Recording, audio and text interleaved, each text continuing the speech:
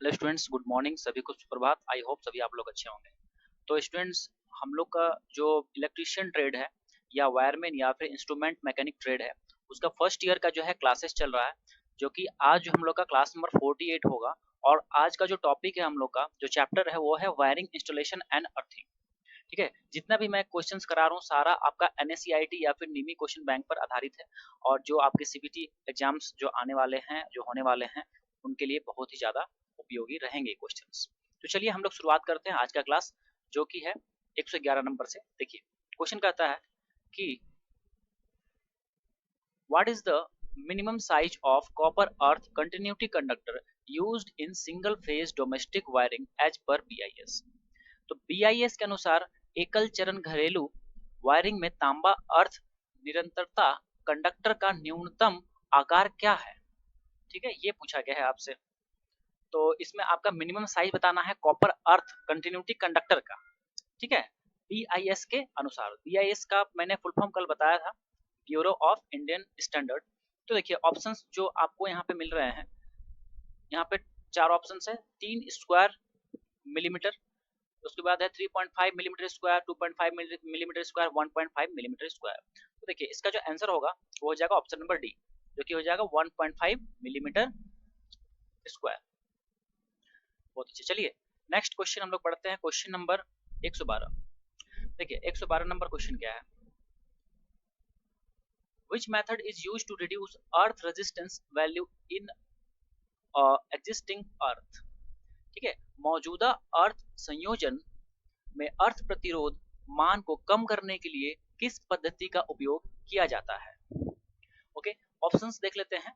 तो ऑप्शंस यहाँ पे जो हैं, देखिए ऑप्शन नंबर एक है इलेक्ट्रोड की लंबाई बढ़ाना, ऑप्शन नंबर ए। दूसरा है धरती के गड्ढों में हमेशा गीली स्थिति में रखना, ऑप्शन नंबर सी देखिए गड्ढे में और रेत तथा चारकोल भरना, और जो लास्ट है भू इलेक्ट्रोड का व्यास बढ़ाना। ठीक है, तो इसका जो राइट आंसर होगा वो हो जाएगा ऑप्शन नंबर बी। क्या हो जाएगा, keeping wet condition in earth pits always, मतलब धरती के गड्ढों में हमेशा गीली स्थिति में रखना जो है ये मेथड होता है। ठीक है, जिससे कि आप अर्थ रेजिस्टेंस के वैल्यू को क्या कर सकते हैं, रिड्यूस कर सकते हैं। अर्थ का जो जो आपका प्रतिरोध का जो मान है उसको आप क्या कर सकते हैं, कम कर सकते हैं। आ रही बात समझ में। चलिए बढ़ते हैं अगले क्वेश्चन की तरफ, 113 नंबर क्वेश्चन में। देखिए 113 नंबर क्वेश्चन क्या है। Why AC is required to measure the earth resistance by using earth resistance tester। ठीक है, तो अर्थ प्रतिरोध परीक्षक का उपयोग करके अर्थ के प्रतिरोध को मापने के लिए एसी की आवश्यकता क्यों पड़ती है। ठीक है, तो इसमें आपसे पूछ रहा है कि एसी का ही जरूरत क्यों पड़ता है। अर्थ का रेजिस्टेंस यदि आप मेजर करते हैं, धरती का, पृथ्वी का जब आप रेजिस्टेंस प्रतिरोध मेजर करते हैं किसके द्वारा, अर्थ रेजिस्टेंस टेस्टर के द्वारा, तो एसी की आवश्यकता क्यों पड़ती है ये आपसे पूछा गया है। तो बताइए इसका आंसर क्या हो जाएगा। देखिए ऑप्शन ए है रेगुलेट द करंट, बी है इंक्रीज द वोल्टेज ड्रॉप, सी है डिक्रीज द वोल्टेज ड्रॉप, और डी है अवॉइड इलेक्ट्रोलिटिक ईएमएफ इंटरफेरेंस। ठीक है, तो इसका जो आंसर होगा यही होगा, क्या है आपका, to avoid electrolytic EMF interference. विद्युत अपघटित विद्युत वाहक बल को हटाना। ठीक है, क्या किया जाता है इससे, आपका जो है अवॉइड किया जाता है electromagnetic I mean electrolytic EMF को के इंटरफेरेंस को बचाया जा सकता है। ठीक है, चलिए क्वेश्चन नंबर 114 सॉरी 114। देखिए क्वेश्चन कहता है what is the formula to find voltage drop of a AC single phase wiring circuit. Question है कि एसी एकल फेज वायरिंग परिपथ के वोल्टेज पाथ को निकालने का सूत्र क्या है। ओके, देखिए जितने भी क्वेश्चंस करा रहा हूँ सारे क्वेश्चंस आपके एग्जाम पॉइंट ऑफ व्यू से वेरी इंपॉर्टेंट रहेंगे। देखिए तो वोल्टेज का पूछा गया है, सिंगल फेज में यदि आपको वोल्टेज ड्रॉप निकालना है तो उसमें कौन सा फॉर्मूला आप लगाइएगा। ठीक है, तो V का फॉर्मूला जब मैं बताया हूँ आप लोगों को, ओम्स लॉ जो बता रहा था, तो V इक्वल टू क्या होता है, आई आर होता है। वोल्टेज बराबर क्या होता है, रेजिस्टेंस इनटू करंट। तो आंसर क्या जाएगा हमारा, V is equal to voltage drop equal to I into R। वैसे भी जो ओम्स लॉ है यही कहता है V इक्वल टू IR। आ रही बात समझ में? चलिए आइए क्वेश्चन नंबर हम लोग आगे बढ़ते हैं। 115 नंबर देखिए क्या है क्वेश्चन। 115 नंबर क्वेश्चन है, what is the maximum permissible load for power sub circuit as per IE rules. Okay, IE नियम के अनुसार पावर उप परिपथ के लिए अधिकतम अनुमेय भार क्या होता है, कितना होता है, ये पूछा गया है। ठीक है, तो 115 नंबर का ऑप्शन देखिए क्या दिया है, 800 वाट है, 1500 वाट है, 2000 वाट है और 3000 वाट है। तो आंसर क्या हो जाएगा, 3000 what is your right answer. ठीक है, 3000 वाट हो जाएगा इसका मैक्सिमम परमिसिबल लोड। ठीक है, मैक्सिमम परमिसिबल इतना जो है दिया जा सकता है, परमिट किया जा सकता है। ठीक, चलिए अब क्वेश्चन नंबर नेक्स्ट हम लोग देखते हैं 116। Which location the service connection supply leads to the connected at customer main board। मतलब है कि उपभोक्ता मुख्य बोर्ड में सेवा संयोजन आपूर्ति किस स्थान से जुड़ी होती है। ठीक है, क्या बोला, उपभोक्ता मुख्य बोर्ड से सेवा संयोजन आपूर्ति किस स्थान से जुड़ी होती है, ये आपसे पूछा गया है। तो ऑप्शंस देखते हैं, आईसी कटआउट, फिर मेन स्विच, फिर एनर्जी मीटर और डिस्ट्रीब्यूशन बोर्ड।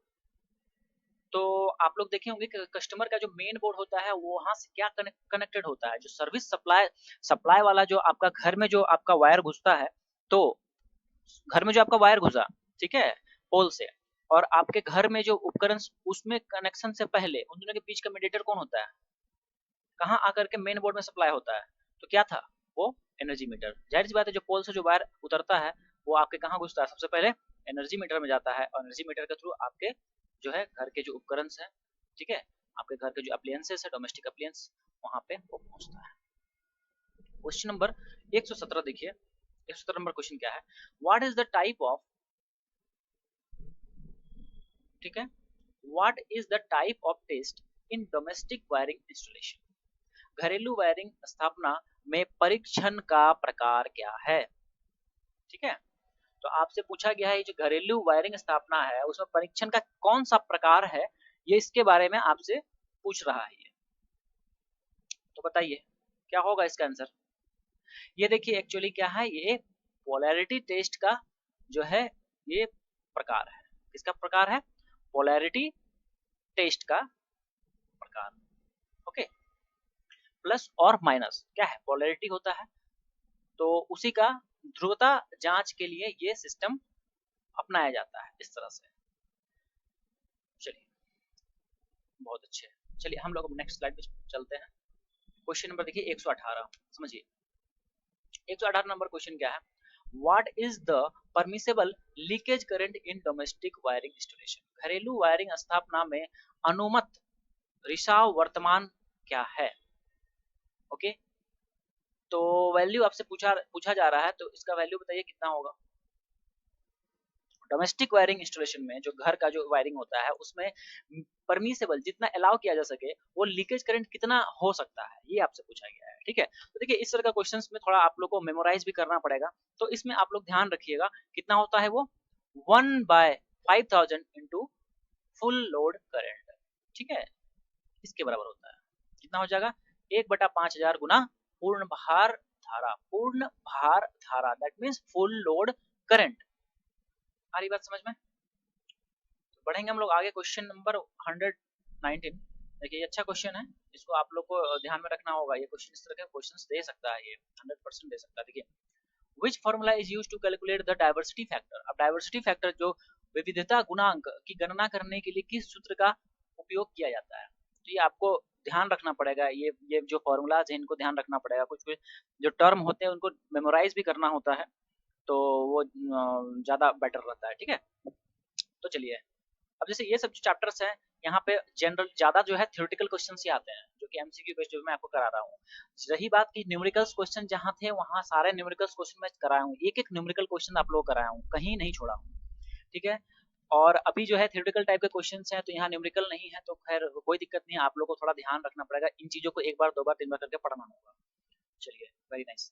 आइए, तो क्या बोल रहा हूँ मैं, डाइवर्सिटी फैक्टर का फॉर्मूला पूछा जा रहा है। तो देखिए डाइवर्सिटी फैक्टर जो होता है ये हो जाएगा आपका, diversity factor is equal to minimum actual load divide by installed load, ठीक है। इंस्टॉल्ड लोड मतलब क्या हुआ, जो इंस्टॉल किया गया है आपके, मान लेते हैं घर में जो है इंस्टॉलेशन किया गया है जितने भी लोड्स का, लाइक फैन है, 2 फैन है, 2 ट्यूब है, इस टाइप से टोटल जोड़ दीजिए, तो इंस्टॉल्ड लोड मान लेते हैं कि 200 वाट आया, ठीक है। आपके घर का इंस्टॉल्ड लोड कितना आया, 200 आया। और मिनिमम एक्चुअल लोड, ठीक है, minimum actual load divided by installed load, कम से कम जो एक्चुअल लोड आपका खपत होता है मिनिमम, उसके बारे में बात कर रहा है। जैसे मानते हैं कि 4 आपके घर में अप्लायंसेस है, दो मरकरी है और 2 फैन है मानते हैं, ठीक है। लेकिन मिनिमम एक्चुअल लोड क्या है, जितना आप चला रहे हैं उतना डिवाइड बाय टोटल जो इंस्टॉल्ड है, वो क्या निकल जाएगा, डाइवर्सिटी फैक्टर निकल जाएगा। बात आई समझ में। तो चलिए नेक्स्ट क्वेश्चन पढ़ते हैं हम लोग, क्वेश्चन नंबर 120 समझिए। क्वेश्चन कहता है कि which instrument is used to test new domestic wiring installation, नए घरेलू वायरिंग स्थापना का परीक्षण करने के लिए किस उपकरण का उपयोग किया जाता है। अब बताइए किस उपकरण का उपयोग करते हैं हम लोग। यदि आप लोग को वायरिंग इंस्टॉलेशन नापना है, मतलब देखना है कि क्या कहीं कुछ प्रॉब्लम तो नहीं है, कहीं अर्थ तो नहीं ले रहा है, कहीं फॉल्ट तो नहीं है, तो किस इंस्ट्रूमेंट से आप जो है इंसुलेशन का जो है चेकिंग कीजिएगा, मेजर कीजिएगा कि कहीं कुछ फॉल्ट वगैरह तो नहीं आ रहा है ना, ठीक है। तो उसके लिए क्या होता है, देखिए सबसे अच्छा होता है क्या, इंसुलेशन को मेजर करने के लिए अब मेगर का हम लोग इस्तेमाल करते हैं, ठीक है। पीवीसी वगैरह जो आपका वायर होते हैं, ठीक है, तो वायर्स में भी जो है उसका इंसुलेशन का वैल्यू नापने के लिए हम लोग मेगर का भी इस्तेमाल करते हैं, ठीक है। करते हैं मेगर का इस्तेमाल करते हैं, ध्यान रखिएगा। क्वेश्चन अच्छा है, बहुत अच्छा क्वेश्चन है, इंपॉर्टेंट भी है, इंपॉर्टेंट क्वेश्चन। चलिए अब क्वेश्चन है 121 नंबर की, what is the type of test in the wiring installation, wiring स्थापना में परीक्षण का प्रकार क्या है। तो ऑप्शंस देख लेते हैं क्या क्या है। वायरिंग इंस्टॉलेशन में पूछ रहा है टेस्ट का प्रकार, तो देखिए ये जो है किस प्रकार का टेस्ट है ये वायरिंग इंस्टॉलेशन में, तो बताइए ये किस प्रकार का है। ये जो है आपका insulation resistance between insulation resistance test between conductor and earth. तो कंडक्टर जो आपके घर के वायर्स ये सब जो हो गए और अर्थ के बीच का जो रेजिस्टेंस है उसके उसके टेस्टिंग के लिए ये जो है मैकेनिज्म है, ठीक है। दैट मीन्स चालकों एवं भूमि के मध्य कुचालक प्रतिरोध जांच करने का ये सिस्टम है, ये डिवाइस है, ओके समझ में आया। चलिए तो अब हम लोग बढ़ते हैं नेक्स्ट क्वेश्चन जो कि है हमारा 122 नंबर। देखिए समझते हैं 122 नंबर क्या कहता है, where system earthing is done. अब सिस्टम अर्थिंग कहाँ किया जाता है ये पूछा गया है, तो बताइए कहाँ किया जाता है। ऑप्शंस देखते हैं, तो जनरेटिंग स्टेशंस में, उसके बाद फिर विद्युत लेपन स्थापना, छोटी औद्योगिक स्थापना, उसके बाद घरेलू वायरिंग स्थापना। तो देखिए इसका जो आंसर जाएगा वो हो जाएगा जनरेटिंग स्टेशंस में जो है हम लोग सिस्टम अर्थिंग करते हैं, ठीक है। सिस्टम अर्थिंग कहाँ अपनाया जाता है, जनरेटिंग स्टेशन। जनरेटिंग स्टेशन कौन सा हो गया, पावर प्लांट ये सब जो हो गया वही हो गया जनरेटिंग स्टेशन, ठीक है। Very nice. अब आते हैं क्वेश्चन नंबर 123, देखिए क्या है, what is the test to be carried out by using megger. अब मेगर का उपयोग करके क्या परीक्षण किया जाता है ये पूछा गया है, किस चीज का आप परीक्षण करते हैं मेगर के द्वारा। तो ये क्वेश्चन भी आपके लिए हो जाएगा बहुत ही ज्यादा इंपॉर्टेंट, ठीक है। तो बताइए 123 नंबर का आंसर क्या हो जाएगा। ऑप्शन देखिए क्या है, ध्रुवता जांच, कुचालक प्रतिरोध परीक्षण, भू इलेक्ट्रोड प्रतिरोध जांच, भूचालक निरंतरता जांच। देखिए इसका जो आंसर होगा क्या होगा, मैं बता भी रहा था थोड़ा देर पहले कि मेगर का जो इस्तेमाल किया जाता है कुचालक प्रतिरोध परीक्षण के लिए इंसुलेशन जो भी वायर या फिर आपका बॉडी हो गया, इन सब में जो रेजिस्टेंस का टेस्ट करता है, प्रतिरोध का जांच करता है कि कहीं उसमें लीकेज करंट तो नहीं आ रहा है, तो ये मेगर के जरिए हम लोग चेक करते हैं। ठीक है, चलिए बढ़ेंगे क्वेश्चन नंबर 124 नंबर, देखिए क्या कहता है, समझिए।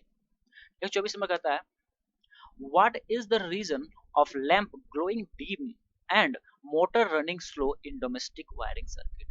देखिए डोमेस्टिक वायरिंग सर्किट मतलब घरेलू जो आपका जो सर्किट होता है, घरेलू वायरिंग सर्किट जो होता है, ठीक है, उसमें पूछ रहा रीजन क्या होता है कि आपका जो बल्ब होता है वो बहुत ही धीमा जलने लगता है और मोटर जो है बहुत स्लो घूमता है, बहुत धीरे धीरे घूमता है। तो इसका रीजन पूछा गया है। तो देखिए यहाँ ऑप्शन में क्या क्या दिया है, ऑप्शंस की यदि मैं बात करूं, दिया है open circuit in the neutral line, neutral line में खुला परिपथ होने के कारण, या फिर चालकों के बीच लघुपथ मतलब short circuit between the conductors, या फिर उच्च मान श्रेणी प्रतिपथ दोष that means high value series resistance fault, या फिर भू संपर्क तार में खुला परिपथ that means open circuit in earth conductor. तो इसका जो आंसर जाएगा आपका क्या हो जाएगा, सी ऑप्शन, दैट मींस उच्च मान श्रेणी परिपथ दोष। ठीक है, option number C, high value series resistance fault.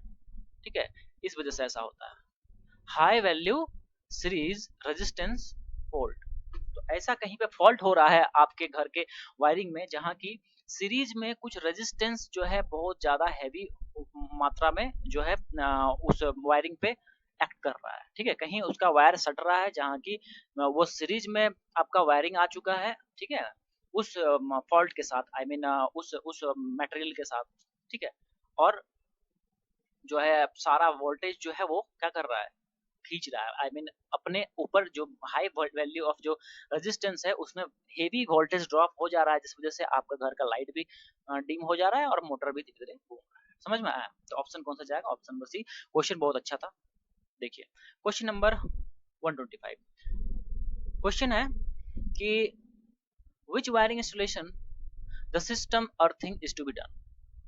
System earthing को किस वायरिंग स्थापना के लिए किया जाना चाहिए। ठीक है, तो ऑप्शन है देखिए sub station, godown wiring, domestic wiring, commercial wiring. तो इसका आंसर हो जाएगा सब स्टेशन के लिए किया जाता है। किसके लिए किया जाता है, तो सब स्टेशन के लिए किया जाता है। ठीक है, option number A, sub station. Okay, next question हम लोग देखते हैं, क्वेश्चन नंबर 126। देखिए क्या है, which method of earth resistance measurement is illustrated। that means पृथ्वी प्रतिरोध माप की कौन सी विधि सचित्र है। ठीक है, अब अर्थ रेजिस्टेंस नापने के लिए ये जो मेथड है, इस मेथड का नाम पूछा जा रहा है, ये कौन सा मेथड के तहत आता है। तो देखिए ये जो मेथड होता है ये आपका होता है क्या, फॉल ऑफ पोटेंशियल, विभव का पतन मेथड होता है, जिससे कि हम लोग अर्थ का रेजिस्टेंस नापते हैं। तो फॉल ऑफ पोटेंशियल आपका इसका इस फिगर जो है ये मेथड कौन सा है, फॉल ऑफ पोटेंशियल। आई बात समझ में? चलिए क्वेश्चन नंबर 127 क्या कहता है, समझिए। How to control harmonic distortion in neutral connection as per IE rule. अब आईई नियम के अनुसार उदासीन संयोजन में हार्मोनिक विकृतियों को कैसे नियंत्रित किया जाए। ठीक है, तो कंट्रोल कैसे कीजिएगा हार्मोनिक डिस्टॉर्शन को न्यूट्रल कनेक्शन में। ठीक है, न्यूट्रल कनेक्शन में आप कैसे हार्मोनिक डिस्टॉर्शन को कंट्रोल कर सकते हैं एज पर किस रूल के अनुसार, आईई रूल के अनुसार।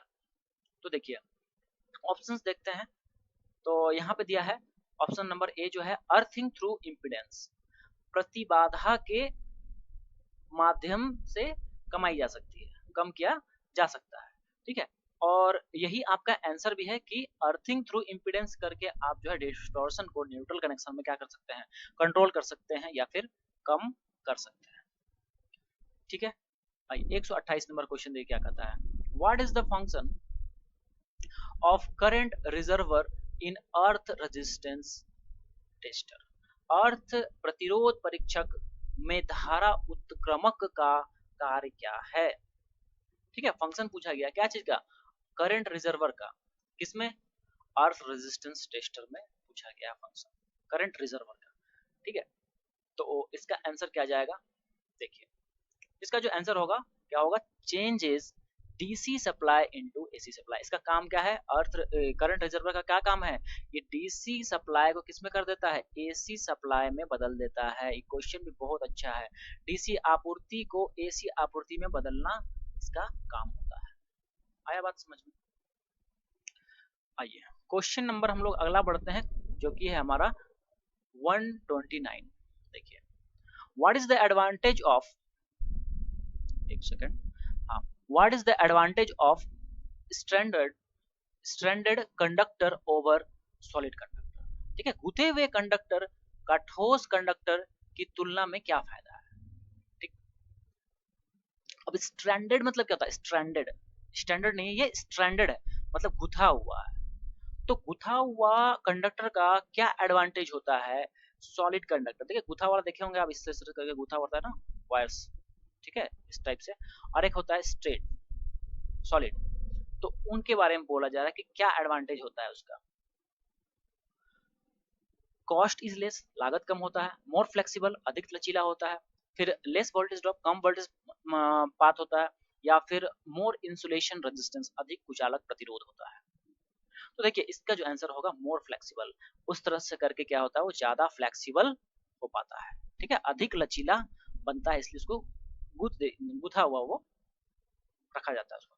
चलिए क्वेश्चन 130 नंबर देखिए क्या है, how the earth resistance can be reduce. पृथ्वी के प्रतिरोध को कैसे कम किया जा सकता है, क्वेश्चन बहुत ही इंपॉर्टेंट है, बताइए कैसे कीजिएगा अर्थ के रेजिस्टेंस को रिड्यूस।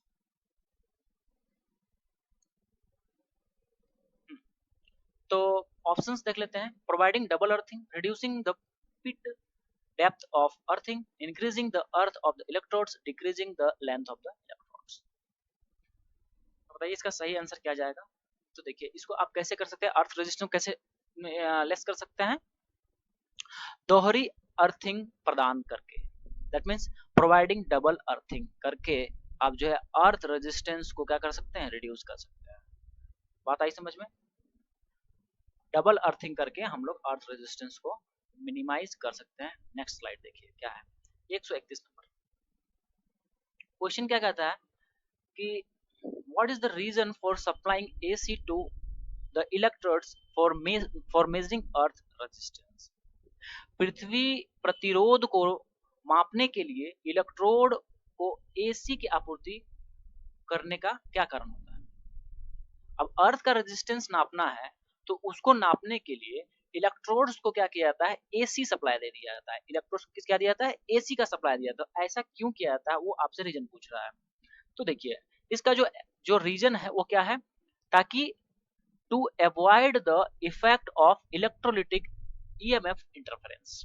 तभी मैं बता रहा था, ये क्वेश्चन आया भी था उस टाइम में, क्या था ऑप्शन जो है वो क्वेश्चन था, और अभी जो है क्वेश्चन ऑप्शन बन गया है। ठीक है, बस इस चीज इस बात का भी मैं हमेशा आप लोग को बोलता हूँ, ऑप्शंस भी आप लोग ध्यान से देखिएगा। ठीक है, ऑप्शंस यदि आप देख रहे हैं, चार में से एक छाटने की कोशिश मत कीजिए। जो आंसर, जैसे ये क्वेश्चन है, इस क्वेश्चन का आंसर ये है तो सिर्फ इसी को याद रखिए, इन तीनों को मत देखिए। ठीक है, इसको इसके साथ में ध्यान से समझ के उसको माइंड में सेट कर लीजिए। ठीक है, तो क्या हो जाएगा, to avoid the effect of electrolytic EMF interference, विद्युत अपघटत विद्युत वाहक बल को हटाने के लिए। ठीक है, ईएमएफ क्या होता है, इलेक्ट्रोमोटिव फोर्स। ईएमएफ क्या होता है, इलेक्ट्रोमोटिव फोर्स। विद्युत वाहक बल, विद्युत वाहक बल आ सकता है क्वेश्चन।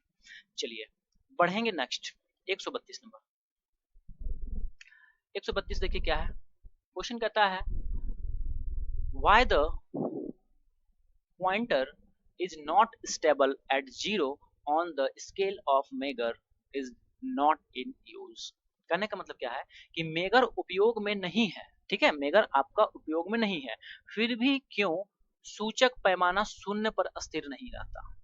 ठीक है, जो जो कांटा जो होता है वो जीरो पे क्यों नहीं रहता है। मान लेते कि हम मेगर का उपयोग नहीं कर रहे हैं और फिर भी कांटा क्या है, जीरो पे नहीं जा रहा, ऐसा क्यों होता है, वो रीजन आपसे पूछा गया है। तो देखिए ऐसा इसलिए होता है क्योंकि it is not having controlling torque. Controlling torque उसमें मौजूद नहीं होता है। इस वजह से कंट्रोलिंग टॉर्क का क्या काम है, उसको कंट्रोल करेगा और जब उसका यूज नहीं है तो उसको जीरो पे लाकर रोकेगा। या फिर जब मेजर करना है, मान लेते हैं कि 100 ओम जब मेजर करना है उसको, ठीक है, तो कंट्रोलिंग टॉर्क ही है जो उसको 100 ओम तक रोकता है, उसके आगे आने नहीं देता है। तो कंट्रोलिंग टॉर्क बहुत ही इंपॉर्टेंट होता है। समझ में आया? तो इस वजह से वो जीरो पर स्थिर नहीं होता है क्योंकि कंट्रोलिंग टॉर्क उसमें एब्सेंट होता है। ठीक है, यह बलाघूर्ण को नियंत्रित नहीं कर रहा होता है इस वजह से। बढ़ेंगे अगले क्वेश्चन की ओर। देखिए, which is proportional for the deflection of ohm meter needle in earth resistance tester। कहने का मतलब है कि पृथ्वी प्रतिरोध परीक्षक में ओम मीटर सुई के विक्षेपण किसके अनुपातिक है। ठीक है, क्या बोल रहा है कि जो जो ओम मीटर जो आपका होता है अर्थ रेजिस्टेंस टेस्टर जो होता है, ठीक है, अर्थ रेजिस्टेंस टेस्टर में जो निडल होता है, ठीक है, जो निडल जो सुई जो होता है वो किसके प्रोपोर्शनल होता है, ये आपसे पूछा गया है। ठीक है, तो देखिए ये किसके प्रोपोर्शनल होता है भाई, बताइए सभी लोग। ऑप्शन देखते हैं। धारा कुंडली में धारा, ठीक है, विभव कुंडली में धारा, हैंडल घूर्णन की गति, दो कुंडलियों में धारा का अनुपात। और यही आपका आंसर भी होगा, क्या हो जाएगा, दो कुंडलियों में धारा का अनुपात या फिर ratio of current in two coils. ठीक है, इसी के प्रोपोर्शनल होता है।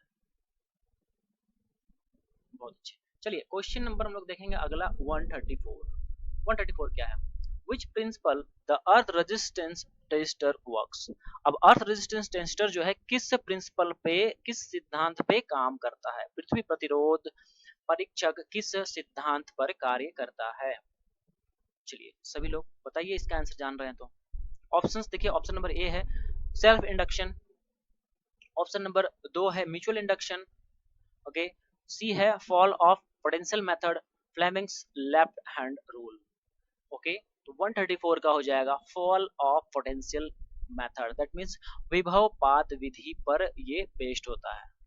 ठीक है, किस प्रिंसिपल पे बेस्ड होता है, फॉल ऑफ पोटेंशियल मेथड पे ये बेस्ड होता है। ठीक है, विभव पात विधि पर इसका सिद्धांत काम करता है। ये क्वेश्चन भी है आपके लिए इम्पोर्टेंट।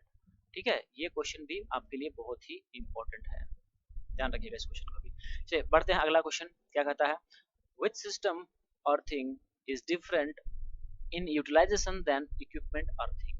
क्या मतलब हुआ कि उपकरण अर्थिंग की तुलना में सिस्टम अर्थिंग क्यों अलग है। ठीक है, उपकरण अर्थिंग की तुलना में सिस्टम अर्थिंग क्यों अलग है। ऑप्शंस देखिए, it protects human only, it protects from all circuit fault, it is associated with current carrying conductor, it is connected to the non current carrying metal works। तो इसका answer देखिए क्या होगा, इसका आंसर जो जाएगा वो हो जाएगा आपका it is associated with current carrying conductor, मतलब यह धारावाहक चालकों से संबंधित होता है। ठीक, इस वजह से जो उपकरण अर्थिंग है वो जो है सिस्टम अर्थिंग से अलग हो जाता है। आई बात समझ में। चलिए अब हम लोग देखेंगे अगला क्वेश्चन जो कि है आपका 136 देखिए क्या कहता है, what is the effect of if a person receive a shock current of 20 milliampere. यदि किसी व्यक्ति को 20 मिली एम्पियर धारा का झटका प्राप्त होता है तो क्या प्रभाव पड़ेगा। मात्र कितने की बात कर रहा हूँ, 20 मिली एम्पियर का यदि किसी को झटका किसी इंसान को लगता है तो उस केस में क्या होगा। नो सेंसेशन, कोई संवेदन नहीं। Option B painful shock, that means दर्दनाक झटका। हार्ट कन्वल्सन, मतलब हृदय आघात। ऑप्शन डी बिकम अनकॉन्शियस, बेहोश होना। तो इसका जो आंसर होगा क्या होगा, यदि 20 मिली एम्पियर यदि पड़ रहा है तो उस केस में पेनफुल शॉक लगेगा उसको। ठीक है, दर्दनाक झटका लगेगा। इतना में भी सोच लीजिए 20 मिली एम्पियर जो है, ठीक है, 20 मिली एम्पियर 1 एम्पियर के बराबर भी नहीं है, और उस केस में भी इसको क्या पड़ जाएगा, पेनफुल शॉक पड़ेगा, दैट मीन्स दर्दनाक झटका उसको मिलेगा। ठीक है, चलिए समझ में आ गई बात। इसका आंसर क्या हो जाएगा, पेनफुल शॉक, दैट मीन्स दर्दनाक झटका। क्वेश्चन नंबर हम लोग देखते हैं 137। क्या है question? Which electrical equipment L series type MCB is used. कल बता रहे थे आप लोग एमसीबी के किस विद्युत उपकरण एल श्रेणी का उपयोग किया जाता है। ऑप्शन ए गीजर है, लोकोमोटिव्स है, हेलोजन लैंप है, एयर कंडीशनर्स है। क्या हो जाएगा? मैं बताया भी था कि इसका आंसर जो होगा क्या होगा, गीजर होता है। ठीक है, गीजर में हम लोग एल सीरीज टाइप एमसीबी का उपयोग करते हैं। चलिए तो क्वेश्चन नंबर 138 देखिए क्या है। What is the megger reading in dead short wiring installation. Dead लघु वायरिंग इंस्टॉलेशन में मेगर क्या पढ़ रहा है। ठीक है, मेगर क्या पढ़ रहा है मतलब मेगर का रीडिंग क्या आ रहा है। ठीक है, डेड शॉर्ट वायरिंग इंस्टॉलेशन में कितना आएगा मेगर मेगर का रीडिंग, वो आपसे पूछा जा रहा है। तो देखिए उस केस में क्या क्या होगा, डेड वाले केस में हो जाएगा आपका 0 मेगा ओम। कितना हो जाएगा? 0 मेगा ओम 138 का। चलिए बढ़ेंगे हम लोग नेक्स्ट स्लाइड में, और ये आज के क्लास का लास्ट क्वेश्चन है। इसके बाद हम लोग जो है नए चैप्टर का शुरुआत करेंगे कल। तो चलिए आज का क्वेश्चन जो लास्ट है उसको हम लोग देख लेते हैं। What is the advantage of crimping. Crimping से क्या फायदा होता है। ठीक है, तो देखिए क्वेश्चन ऑप्शंस क्या क्या है समझिए। ऑप्शंस है कि साफ सुथरा रूप देता है। ठीक है, gives neat appearance, reduce load current, भार धारा कम करता है, तो अवॉइड लूज कनेक्शन, ढीले संयोजनों को टालना, इजी टू रिप्लेस मतलब आसानी से बदला जा सकता है क्रिम्पिंग के द्वारा। तो क्या हो जाएगा? ऑप्शन नंबर इसमें जाएगा आपका सी चले जाएगा, अवॉइड लूज कनेक्शन, ढीले संयोजकों को टालता है ये। ठीक है, ढीले संयोजकों को टालता है क्रिम्पिंग करके। ठीक है, जैसे कि आप ज्वाइंट किए, ठीक है, आपने क्या किया, ज्वाइंट किया वायर को, और उसके ऊपर जो है एक टेप टाइप का जो होता है, एक रबर टाइप का होता है, उसको क्रिम्पिंग करके उसको आई मीन वायर वगैरह से ये कर दिया जाता है, अच्छे से लपेट के बांध कर दिया जाता है। ठीक है, तो वो आपका क्रिम्पिंग के साथ आता है। ठीक है, आइए तो स्टूडेंट्स आज का हम लोग का सेशन यही समाप्त हो रहा है, और हम लोग जो है कल फिर एक न्यू चैप्टर के साथ आएंगे, और उसमें आप लोग को मैं टॉपिक बता दूंगा। ठीक है, तो जो टेलीग्राम ग्रुप है या फिर जो व्हाट्सएप ग्रुप है वहाँ पे टॉपिक बता दूंगा कि क्या कल का क्लास का रहेगा, तो आप लोग वो चैप्टर भी पढ़ के आइएगा। और इसमें मेरे समझ से आज का क्लास तो क्लास नंबर 48 हो गया, 51 आई मीन 2 और 3 क्लास मैक्सिमम के बाद ये जो आपका फर्स्ट ईयर का जो इलेक्ट्रिशियन ट्रेड का जो भी कंटेंट्स है, जो भी आपका चैप्टर है, पूर्ण रूप से अच्छे से आपका सारा कंप्लीट हो जाएगा। और इतना करके यदि आप एग्जाम में बैठ जाते हैं तो मेरी गारंटी है कि आप अच्छा से अच्छे मार्क्स जरूर लाइएगा। तो चलिए स्टूडेंट्स फिर हम लोग मिलते हैं एक न्यू कोई टॉपिक के साथ। तब तक आप लोग अच्छे से ध्यान से पढ़िए, आप लोग का एग्जाम्स है। और जो बच्चे न्यू देख रहे हैं तो चैनल सब्सक्राइब कर लीजिएगा। और दूसरी बात है कि कंटेंट्स जो वीडियो वाले ये सब जो हैं दूसरे बच्चों तक भी शेयर कीजिए, ताकि उनका भी उन लोग भी इन चीज़ों को जान सकें, पढ़ सकें, एग्जाम में अच्छा कर सकें। चलिए फिर, थैंक यू सो मच।